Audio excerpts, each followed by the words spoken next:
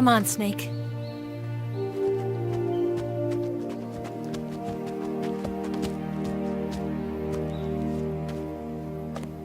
We made it. We made it. Over there.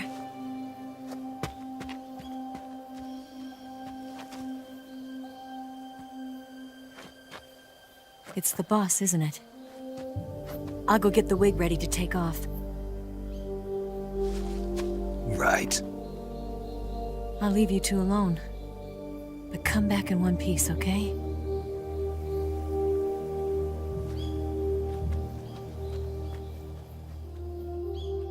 Promise me!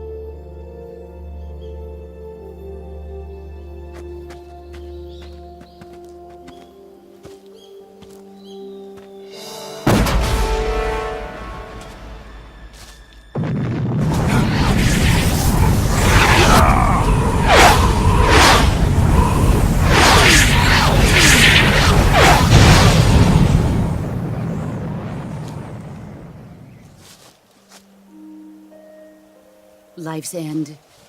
Isn't it beautiful? It's almost tragic.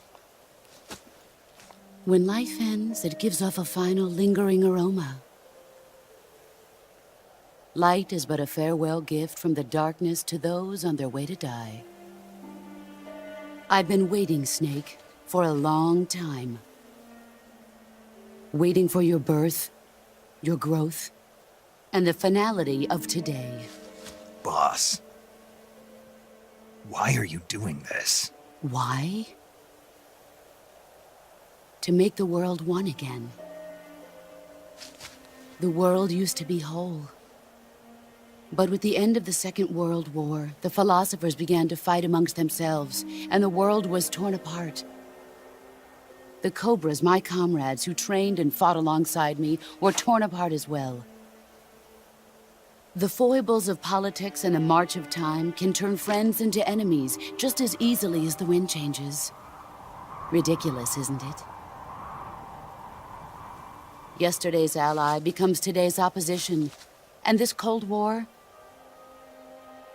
Think back. When I was leading the Cobras, America and Russia were fighting together. Now, consider whether America and Russia will still be enemies in the 21st century. Somehow I doubt it. Enemies change along with the times, the flow of the ages, and we soldiers are forced to play along. I didn't raise you and shape you into the man you are today just so we could face each other in battle.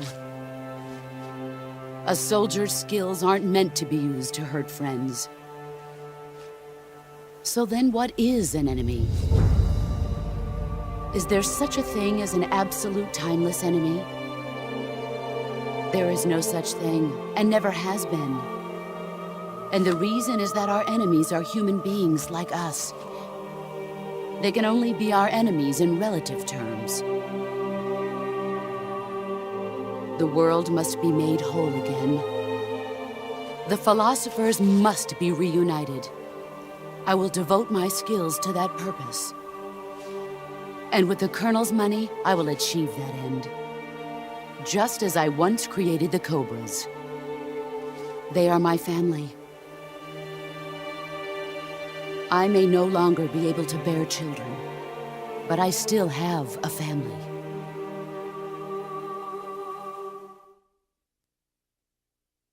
It was November 1st, 1951. I was in the Nevada desert participating in atomic testing. The name Nevada is derived from Spanish, covered in snow, white as snow. And snow is exactly what I saw in that Nevada desert. It froze my blood white. Snake, you were an atomic test subject, weren't you? On Bikini Atoll. That's part of the reason I was drawn to you. You and I are alike. We're both slowly being eaten away by the karma of others. we'll never have the chance to die peacefully of old age. We have no tomorrow. But we can still have hope for the future. In 1960, I saw a vision of the ideal future from space. 3 years earlier, the Soviet Union had succeeded in launching Sputnik, the first man-made satellite in history, into orbit. This came as a huge shock to the United States.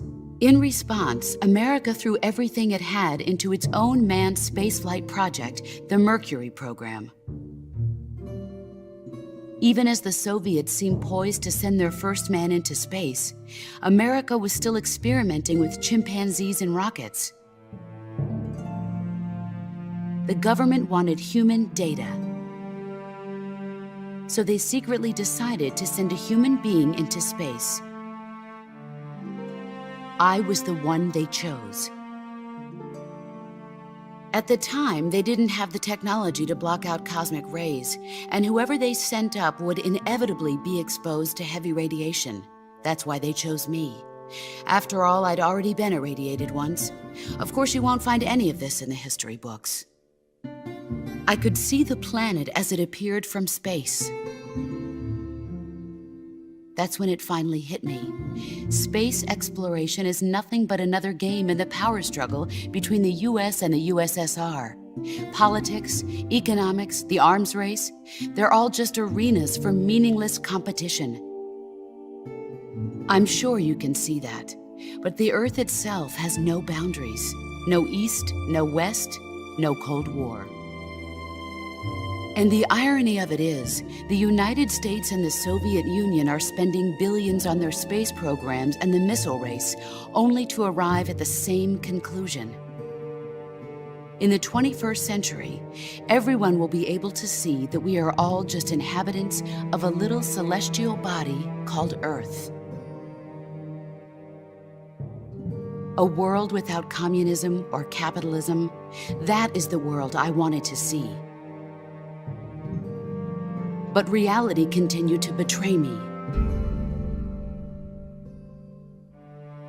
In 1961, I was sent to Cuba, to Bahia de Cochinos. It was part of a CIA-sponsored invasion under the guise of taking Cuban exiles back to their country. But the US government betrayed them. Our weak-kneed president held back their air support. Defenseless, the exiles were annihilated by the Cuban army. All I could do was watch in silence. I was set up by the very country I'd sacrificed so much for, by the very government I dedicated my life to defending. I was driven from the surface world, and I went underground. Then, 2 years ago, I faced the sorrow, my old comrade in battle. He was my friend. But one of us had to die. I was left with no choice. The sorrow gave his life for me.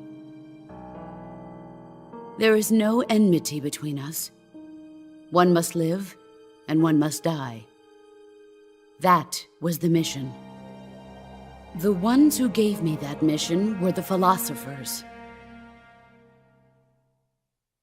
Early in the 20th century, the true holders of power in the United States, the Republic of China, and the newly formed Soviet Union gathered together in a secret meeting that would later be known as the Wise Men's Committee. The secret pact they formed there marked the beginning of the philosophers. But the last of the original members died in the 1930s. After that, the organization began to run out of control, and the Wise Men's Committee degenerated into a mere shell of its former self. The philosophers of today have no sense of good or evil. Their influence extends to countries and organizations involved in every aspect of every war. They have become war itself. That's how they operate. The sacrifices of war cause a shift in the times. This shift leads to renewed conflict, and in turn triggers the next war. Like a nuclear chain reaction, each conflict sparks countless others, forming an endless spiral that will continue on for eternity. Do you understand what I'm saying, Snake? By consuming me and you, the philosophers intend to keep that cycle going forever. It was my father who explained all of this to me. He was one of them. You see, I am the last remaining child of the philosophers. But after he revealed the truth, my father was killed by that same shapeless, formless organization. And my father isn't the only thing the philosophers have taken from me. In June of 1944, the Cobras and I took part in the landing at Normandy. We'd been given a top-secret mission to locate and destroy enemy V-2 rocket installations. I was pregnant at the time. The sorrow was the father. I gave birth on the field of battle. A beautiful baby boy. But my child was snatched away from me by the philosophers.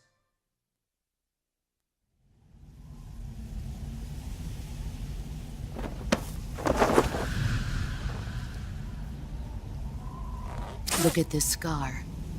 This is proof that I was once a mother. I gave up my body and my child for my country. There is nothing left inside me now. Nothing at all. No hatred, not even regret. And yet sometimes at night, I can still feel the pain creeping up inside me, slithering through my body like a snake.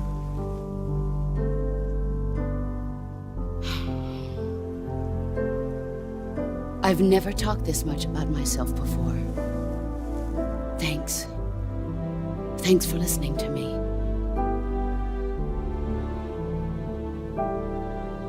I feel content. Snake,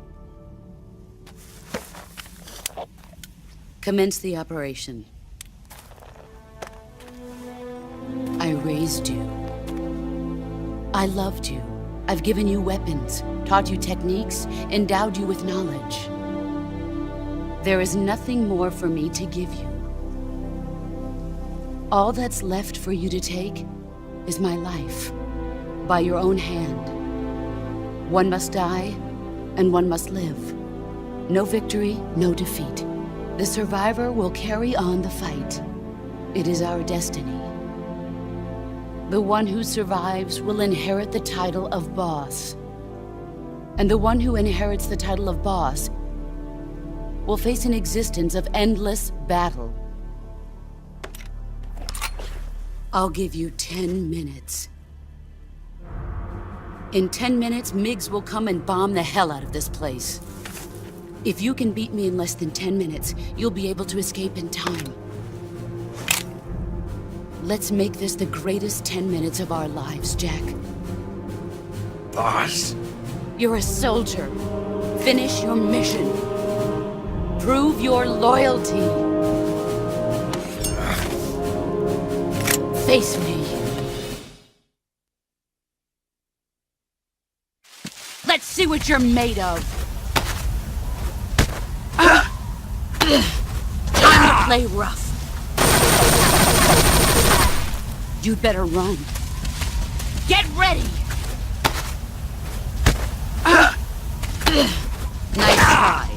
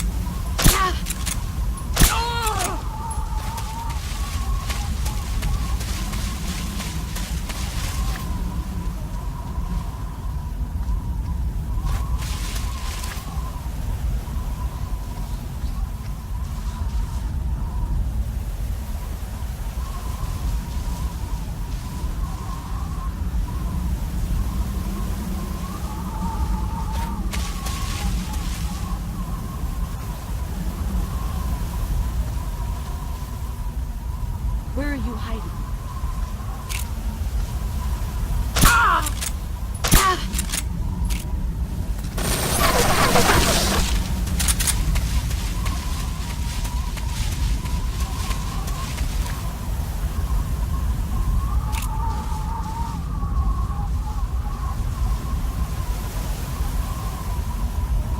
Where are you?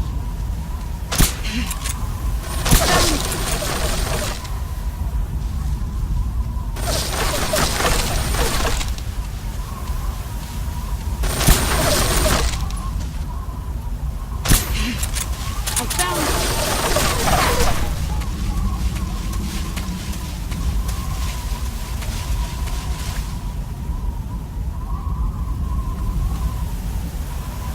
He's gone.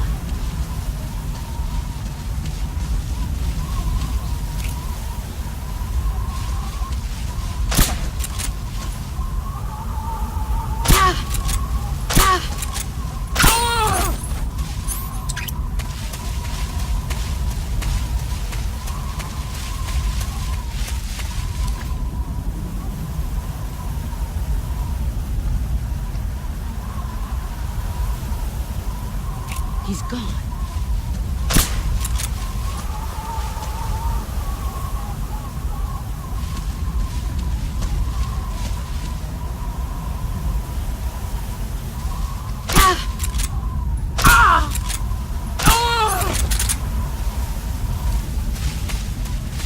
You've gotten stronger.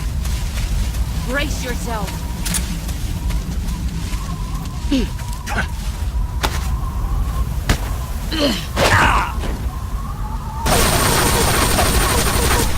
Run quick.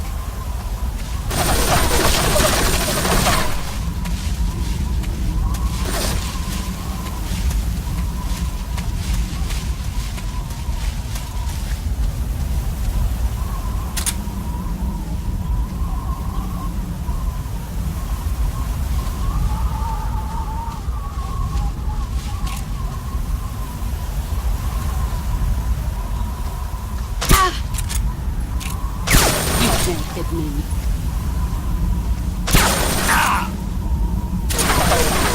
Brace yourself.